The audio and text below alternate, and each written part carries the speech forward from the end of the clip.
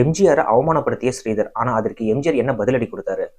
ரொம்பவும் ஃபேமஸான ஒரு இயக்குனரா தான் இருந்தாரு அப்ப ஸ்ரீதர். அது மட்டும் இல்லாம சொந்தமா படங்களை எடுத்து அதை தயாரிச்சு வெளியிட்டுட்டும் இருந்தாரு.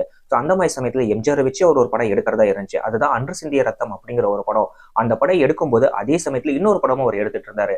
காதலிக்க நேரமில்லை அப்படிங்கிற அந்த ஒரு மூவியும் எடுத்துட்டு இருந்தாரு. ஆனா அது முழு நேரமும் இருந்துட்டு பாத்தீங்கன்னா கலர் மூவியா இருந்துட்டு அப்ப இருந்துச்சு.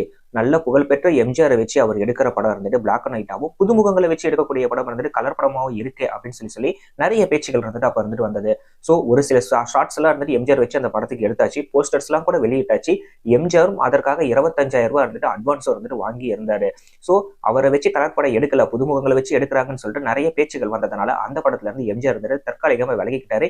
ஏன் விலகுறீங்க அப்படின்னு சொல்லிட்டு நம்ம ஸ்ரீதரும் இருந்துட்டு போய் கேட்கல. ஏன்னா அவருக்கு அது ஒரு ஈகோ கிராஸா இருந்துச்சு. ஸ்ரீதர் வருவாரு அப்படின்னு சொல்லி எம்ஜிஆர் இருந்துட்டு வெயிட் பண்ணி பார்த்தாரு. ஆனா ஸ்ரீதர் இருந்துட்டு வர கிடையாது. கொஞ்ச காலங்கள் இருந்துட்டு போனது. தொடர்ந்து ஸ்ரீதருக்கு தோல்வி படங்களாக இருந்துட்டு அமைஞ்சுக்கிட்டே இருந்துட்டு வந்தது. அந்த சமயத்துல என்ன செய்யறது அப்படின்னு சொல்லி தெரியாம விதிப்பிலிங்கி இருந்தாரு. அதாவது வறுமையின் விளிம்பிக்கே போயிட்டாரு அப்படின்னு இருந்துட்டு சொல்லலாம். அப்போ ஸ்ரீதருக்கு ரொம்ப நெருங்கிய நண்பராக இருந்த ராஜேந்திர குமார் இருந்துகிட்டு ஒரு ஆலோசனை இருந்துட்டு கொடுத்தாரு. நீங்க எம்ஜிஆரை வச்சு படம் எடுத்தா மட்டும்தான் இந்த சூழ்நிலையில இருந்து உங்களால தப்பிக்க முடியும் அப்படின்னு சொல்லி.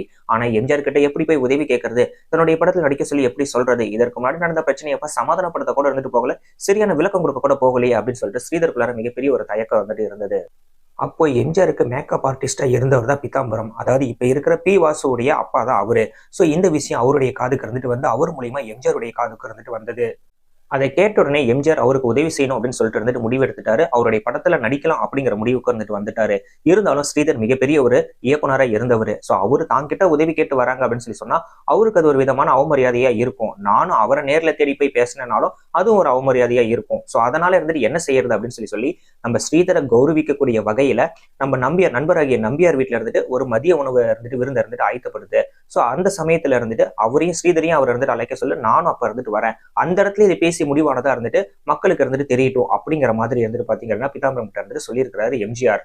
இந்த விஷயம் இருந்துட்டு நம்ம ஸ்ரீதருக்கு தெரிஞ்ச உடனே ரொம்பவும் இருந்துட்டு மனசுடைஞ்சு இருந்துட்டு போயிட்டாருன்னு சொல்லலாம். இப்பேற்பட்ட நல்ல மனுஷன் கூட இருந்துட்டு நம்ம படம் பண்ணாம போயிட்டோம். அது மட்டும் இல்லாம அவருக்கு எந்த ஒரு சரியான விளக்கத்தையும் நம்ம கொடுக்காம போயிட்டோமே. அவர் இப்படிப்பட்ட ஒரு சூழ்நிலையில இருந்துட்டு அவர் நம்ம சந்திக்கிறதோட நாமளே அவருடைய வீட்டுக்கு தேடி போய் சந்திக்கிறத சரியானது அப்படின்னு சொல்லி அந்த மீட்டிங் அரேஞ்ச் பண்றதுக்கு முன்னாடியே எம்ஜிஆரை சந்திக்க அவருடைய வீட்டுக்கே இருந்துட்டு ஸ்ரீதர் இருந்துட்டு வந்துட்டாரு. அப்போ எம்ஜிஆரை சந்தித்து கதை சொன்னது மட்டும் இல்லாம இதற்கு முன்னாடி நடந்த சம்பவங்களை குறித்து வருத்தத்தை தெரிவிச்சு மன்னிப்பு இருந்துட்டு கேட்டாரு. ஸ்ரீதர் எந்த வகையிலையும் இருந்துகிட்டு பணத்திற்கு அலையக்கூடாது அப்படின்னு சொல்லிட்டு ஒரு லெட்டர் பேட் மாதிரி எழுதி அதுல தான் சைன் பண்ணி இருந்துகிட்டு நான் உங்க படத்துல நடிக்கிறதுக்கு ஒப்பந்தமாக இருக்கேன் அப்படின்னு சொல்லிட்டு இதை காமிங்க, இதை காமிச்சிங்கன்னா உங்களுக்கு ஃபைனான்ஸ் பண்றதுக்கு ஈஸியா ஆட்கள் கிடைப்பாங்க அப்படின்னு சொல்லிட்டு அந்த உதவியும் எம்ஜிஆர் இருந்துட்டு செஞ்சிருக்கிறாரு. இந்த அளவுக்கு இருந்துட்டு தனக்கு உதவி செய்வாரு அப்படின்னு சொல்லி ஸ்ரீதர் கொஞ்சம் கூட நினைச்சே பார்க்கல. தன்னுடைய இயக்கத்துல நடிக்கிறதுக்கு எம்ஜிஆர் அணுகுனா அவர் ஒத்துக்குவாரா இல்லையா அப்படின்னு சொல்லி சிந்திச்சுட்டு இருந்த நம்ம ஸ்ரீதருக்கு இருந்துட்டு எந்த விதத்திலையும் இருந்துகிட்டு தான் அவமானப்பற்ற கூடாது, அதாவது ஸ்ரீதர் அவமானப்பற்ற கூடாது அப்படிங்கிற வகையில பல வகையில யோசிச்சு எந்த விதத்திலாம் அவருக்கு உதவி செய்யலாம்னு சொல்லிட்டு பார்த்து இருந்துட்டு நம்ம எம்ஜிஆர் இருந்துட்டு ஸ்ரீதருக்கு இருந்துட்டு உதவி செஞ்சிருக்கிறாரு.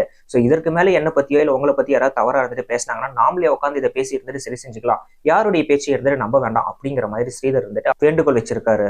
அது மட்டும் இல்லாம இதற்கு முன்னாடி 25,000 ரூபாய் இருந்துட்டு அட்வான்ஸா வாங்கியிருந்த எம்ஜிஆர் இந்த படத்துக்கு அந்த தொகையை இருந்துட்டு பிடிச்சிட்டு எனக்கு கொடுங்க அப்படின்னு சொல்லி எம்ஜிஆர் சொல்லியிருக்கிறாரு. மத்த படங்களுக்கு கொடுக்கறதோட அதிகப்படியான முன்னுரிமை கொடுத்து தொடர்ந்து 3 மாதம் இந்த படத்திற்கு நடிச்சு இருந்துட்டு கொடுத்திருக்காரு.